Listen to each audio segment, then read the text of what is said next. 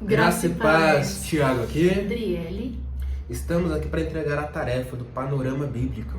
E o que é isso? É um resumão dos livros da Bíblia. E o livro que escolhemos dessa vez foi o livro do Gênesis. E ele começa da seguinte forma: Deus, no princípio, criou os céus e a terra e tudo que nele existe, criando também o homem, a mulher e colocando para reinar no seu jardim, o jardim do Éden. Adão e Eva. Após isso, acontece a queda do homem, que infelizmente Deus pega o homem e a mulher e colocam para fora do jardim de Deus. E assim eles começam a povoar a terra, tendo seu primeiro filho vindo à vida, Caim, e assim posteriormente Abel. E depois disso, infelizmente, acontece um episódio muito triste, que é o primeiro assassinato da história da humanidade, que foi um irmão matando um outro irmão, Caim matando Abel. Se prestarmos atenção, vamos ver que é a morte de um pastor. Um pastor, porque Abel era pastor de ovelhas. Infelizmente, após esse episódio, Caim, ele sai, né? Ele é tirado, né, da família, né? Ele povoa outra descendência, né? A descendência de Caim. E assim também Adão vem e continua tendo muitos filhos e filhas, e um deles também Sete.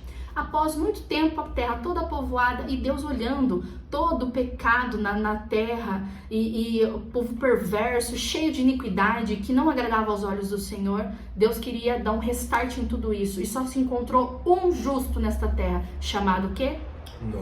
Noé. Somente Noé encheu os olhos do Senhor. Então, Deus pediu a Noé para que construísse uma arca, que demorou 100 anos para construir. E depois de construída, Deus pediu para que entrasse Noé e a sua família, totalizando em 8 pessoas, e os animais existentes da terra em pares, para que fossem salvos, porque o restante todos ele iria aniquilar através do dilúvio. Mas deixa eu ver se entendi. Quantos justos haviam na terra? Somente um. Somente um? Só um. Mas só quantas só pessoas Noé. foram salvas? A família de Noé. A família de Noé? Então, será que a salvação é individual mesmo? Será? Vale a pena se pensar. Creia no Senhor Jesus, será salvo tu. E a tua casa. Mas vamos prosseguir.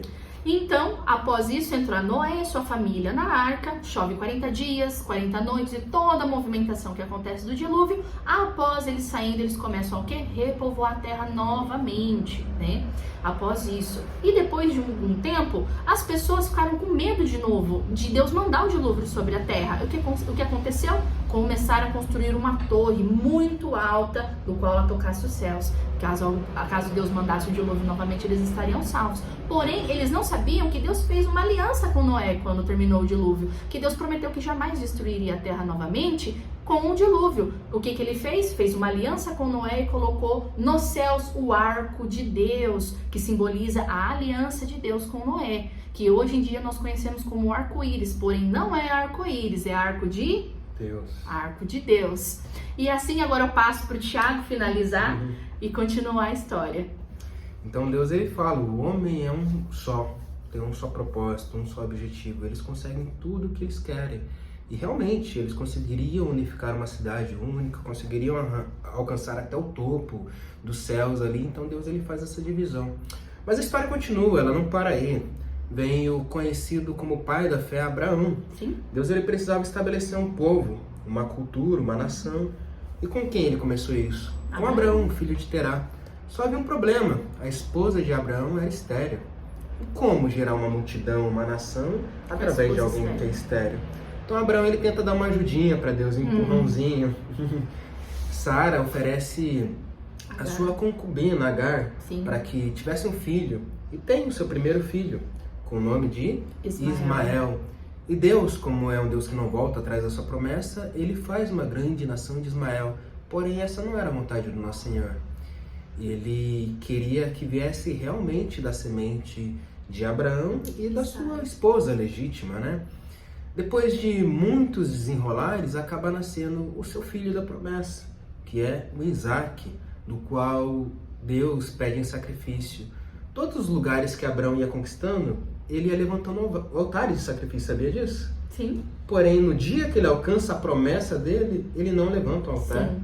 Ele promove uma festa. E Deus fala, não, volta à origem, volta à essência, levanta o altar, mas dessa vez o sacrifício vai ser o seu filho. Mas Deus é fiel, né? Estava testando a fé de Abraão, que passou nesse teste. Na verdade, são 10 testes de provação, se eu não me engano.